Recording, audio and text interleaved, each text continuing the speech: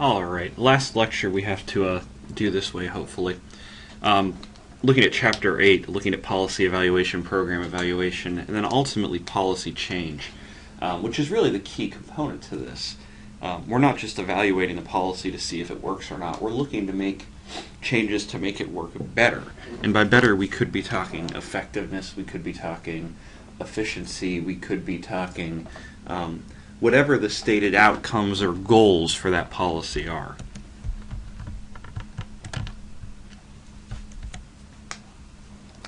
The steps are pretty simple. If we go through and we want to evaluate public programs, you begin by categorizing the goals of the program or policy. Then you measure them, and then you suggest changes to make sure that what you're measuring meets the goals. So again, I'm not saying that 2 equals 1 mathematically. This isn't going to be some transcendental, philosophical debate. We're saying that you want step 2 to equal step 1. What you're measuring is actually what the goals of the program or policy are. There are problems with goals, however. And to begin with, the goals in the legislation may be impossible. One of the best examples that the book talks about are programs that are created and nobody bothers to look and see how crazy the wording is. We will never be able to create a policy mathematically that raises every student to the mean level of performance on mathematical indicators because not everybody can be at the mean. That is just a mathematical fact, for better or worse, that we have to understand. Or the goals may be contradictory. Where simply, what they're saying, you have something within the same piece of legislation that contradicts something else within the same piece of legislation. Or they may just be impossible goals that we just can't do. There's lots of different choices. And if you think about the contradiction piece, it's an important one. With contradictions, you look at things like how the national government, federal government, deals with tobacco. We subsidize tobacco production while also discouraging tobacco consumption. So we give farmers money to grow it and then tell citizens it's unsafe to use. Goals can be modified, which causes problems, because if there's not a good track record in place to look at where and when goals are being modified, it becomes increasingly difficult to tell it's being successful or not. And these transformations can be negative. The goals may go against the stated legislative intent originally. Anthony Downs talks about how organizations have life cycles, where organizations are created and have some main impetus driving reason behind a social cause that they want to fight, but then over time they just hit a point where they just want to be alive. We no longer care about solving the problem, I just want the job. I can tell you from my own experience, if you look at individuals in the life cycle theory, when I was 19 and first started working political campaigns, I cared deeply about the candidates I worked for. I took it extremely personally if they were unsuccessful, which thankfully for me didn't happen often. But I cared about that. Now we're at a point where if I run somebody's campaign or work for somebody's campaign, there's only one thing I care about. I care about my check clearing. I don't care who they are, what they do. I just want to survive. I just want to get paid. Other problems, multiple constituencies mean multiple goals. So if you look at something like food stamps, different groups have different needs. For poor individuals, it's nutritional support. For farmers, it's an increased demand. For DOA, it gets them more present in urban areas where they typically are stuck just sort of being out on the farms. So there are lots of places where this all plays in and causes potential issues.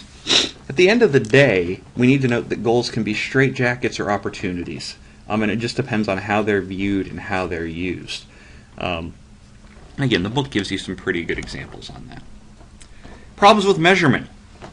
It's hard to measure some things. How do we measure national defense? Is national defense the number of attacks that aren't launched that would have been if we weren't spending money on defense? Sure. Anybody have a measure of that? I have very good friends at CIA, FBI, NSC who aren't going to be able to even tell us, despite their significantly higher protocol levels, what defense has actually done to stop. It's also hard to prove the difference between activity and outputs. We always like to talk about activity. I went to 8 webinars. I went to 6 conferences. I had 200 meetings. That's nice. It's clear you've been busy. But what have been the actual outputs from those? From those situations, from those meetings, from those whatever they may be. And that's important to note the difference on. We also have the difference between short-term and long-term goals. Politicians, due to their term lengths, care about short-term goals. It is not going to help me as a member of the U.S. House if the education bill that I signed up for in 10 years has it so every kid can read. Because if there's not some immediate impact and I've been shown as wasting taxpayer money, I'm not going to be around in 10 years to see the fruits of my labor. So that's an important difference, because you want to account for those long-term goals, because a lot of these issues are things that just aren't going to be solved overnight. We aren't going to wake up with the silver bullet, panacea answer, and cure poverty tomorrow. It's not going to happen. We're not going to save our schools. We're not going to cure cancer. It's going to be a gradual process, and it's going to take time and dedication. But when you're sitting there looking at a 2-year or a 6-year term before you're back before voters, you don't have that opportunity. Multiple programs will also hit on the same issue. And when multiple programs, again, think of poverty. Lord knows how many different programs we have operating at the national and state and local levels to try to cure poverty. Once you go through and consider that we have, let's just say that it's 200, how do we actually measure the success and be able to point back to one program as being successful? We also have the unintended consequences being ignored. We only measure what is directly attributably back. And then we also have, of course, the reactive effects of testing. When citizens know a program is being tested out, they are most likely going to act differently than if it was already a policy in place that they were considering or worried about. Problems with targets. Trying to figure out who the program is actually aimed at, and then trying to guarantee that they are the ones that we are evaluating the success of the policy or program with. Because the fact is, all of these programs, participation is voluntary. If you want to think about it, even Social Security, you pay into Social Security against your will. You get a Social Security check once you retire against your will. It's still voluntary. Nobody forces you to cash that check. You still have to participate. And what we end up seeing is the idea of agencies and programs creaming segments of the population, where they bring in certain groups that are more likely to be successful, and they use them to help demonstrate what the program's doing. Basically, they stack the deck to make sure that they tell a nice story. And most importantly, we need to realize that targeting is, like everything else we talk about, this intensely political activity. It's not simply made in some nice vacuum. It depends on a series of other things. Efficiency and effectiveness. Efficiency, of course, is an economic measure. It's doing the most with the least. Effectiveness, doing what we wanted to do in the first place, doing the right things. There is a clear trade-off between these two in some cases. The more efficient you want to be, the less likely you are to be effective. The more effective, if you want to make sure you do exactly what the program is intended to for every person that's eligible, you're not probably going to do it in a very efficient way. So it's up to who to figure out whether we want to value efficiency or effectiveness. Because typically for any program or policy, you're going to have proponents on both sides saying, we need to worry about this, we need to worry about that. And once we start doing those types of things, it's become a value-based debate. And once it's a value-based debate, we're no longer talking about good policy. We're simply talking about whatever that analyst wants. So which do we value? It depends on the program, and it depends on our personal beliefs. Values and evaluations tying into this. The analyst has a value system. If I'm a policy analyst on a particular policy, the agency I work for, the agency you work for, the government as a whole, there is some value system being used. And we have the fact that there are unintended effects that need to be weighted against intended ones. And that becomes a value call. Is the unintended consequence so bad or so good that it justifies the intended consequence going well or not going well? The fact is, every analyst, and we talk all the time about how policy analysts and program evaluators are value neutral, you can't simply walk in behind the curtain and decide that you're not going to be who you are. This isn't John Rawls. It's not the veil of ignorance. It's not the original position. Instead, it is much more you as an individual going in. Now, you want to separate yourself as much as possible, but the idea that I will forget that I am a white male, fairly well educated, when I'm sitting there looking at how a policy or program is working, is slim to none. The politics of it, evaluation is wrought with politics. Everything that happens goes on in a political context, which makes it hard because the last thing we want to do, the absolute last thing we want to do, is just validate a decision. And what we end up seeing with politics is there's always short notice. There's never enough time to do a thorough job. And in a lot of ways, government sets us up this way. They almost set us up to fail simply because they don't want to see change. Government doesn't want to hear that we went through and passed some huge set of bills, created new policies and programs, and oh my God, the evaluation of them says that it sucks or it's counteractive. We thought this was going to be a new thing to keep kids off drugs, and instead all it's doing is teaching kids about drugs they can get at home that they never knew about before. And there are increasing requirements for evaluation. We're getting better with this. We're focusing on outputs instead of just looking at inputs. We're looking at effects. We're trying to figure out how government organizations impact what happens with policy and which structures work. And we're making programs justify their existence. We're using GIPRA to look at outputs and say, if you guys want to keep getting huge chunks of money, tell us what you're doing. This is very much a Jerry Maguire-esque show me the money. Show me the outputs. Show us that you deserve everything you're getting. The fact is we have Beltway bandits that are here to stay. And these Beltway bandits are evaluation consulting firms that go out and look at programs and policies to figure out are they working or not. And they may work on behalf of governments. They may work on behalf of citizen groups that don't agree with something. They may work on behalf of media companies. It all just depends. And universities do a lot of the same. The difference between universities and Beltway bandits, having worked for both, it's pay. Beltway bandits make big money. It's why I sort of stay ex officio related to 3 or 4 different consulting groups in D.C.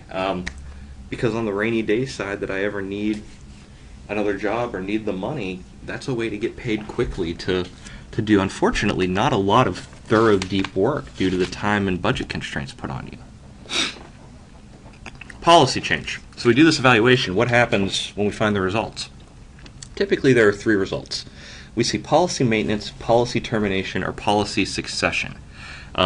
Policy maintenance occurs rarely as a conscious choice, but it tends to happen as a result of simply failing to make a decision.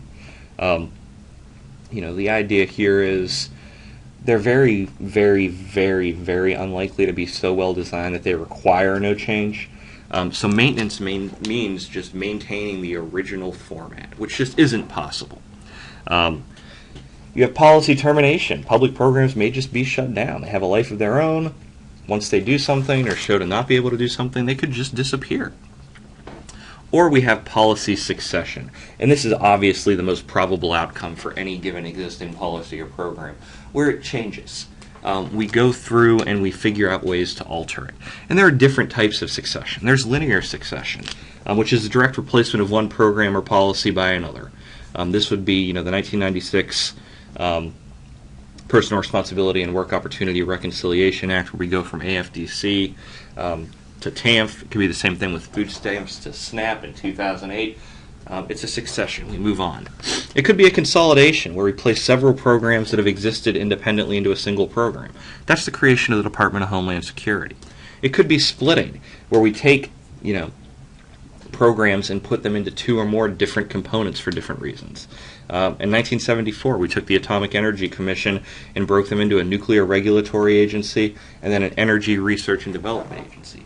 One basically looking at safety, one looking at power. We realized these 2 fundamental pieces are too important to be separated in the way that we had them. Or it could be nonlinear. Successions are complex. They involve elements of other kinds of succession. So again, kind of the big, broad, doesn't follow a linear path, isn't just A replacing B, it's a messier area. We know that it's hard to enact policy, and that makes it extremely difficult to change policy. Policy succession is unquestionably disappointing because there are a group of lobbyists, citizens, elected officials who put in, sweat equity trying to get that policy passed, and now we're saying it needs to be fixed or changed in one way. And a way that we've gotten around this a little bit is we've started to build in triggers for evaluation and termination. Sunshine laws play a role here. If we don't reenact this by 2018, it disappears. And we also have mandatory language built into many pieces of legislation now that say it has to be evaluated under these terms by this time frame. So trying to make sure that we look at it and make it so that it's not a personal attack. Prior to having sunshine laws and these built-in triggers, it would take a member of Congress or a member of a legislative body or an executive to say, I don't like this policy, let's look at it in more in depth, before anything would happen. And that makes it personal. And personal is bad. Personal makes it extremely difficult to be good at what you're doing. Because you're no longer looking at it from a policy angle. You're looking at it from a very individualized angle. All right, that's the end of the last lecture. Like I said, I will see you guys next week. Next week we will be doing chapters 9 and 10. We will be talking about economic policy and tax policy. We will also be talking about the questions listed in the syllabus related to those chapters. And remember that if you want to write papers for next week, if you are in the Monday night section, it is due by 6 p.m. on the 4th. If you are in Tuesday, it is due before 6 p.m. on the 5th. And like I said, as those come in, I'll sit down this week and start grading them. I just haven't had a chance with all the other complete hell that's happened in the last 3 days. So I will see you guys next week.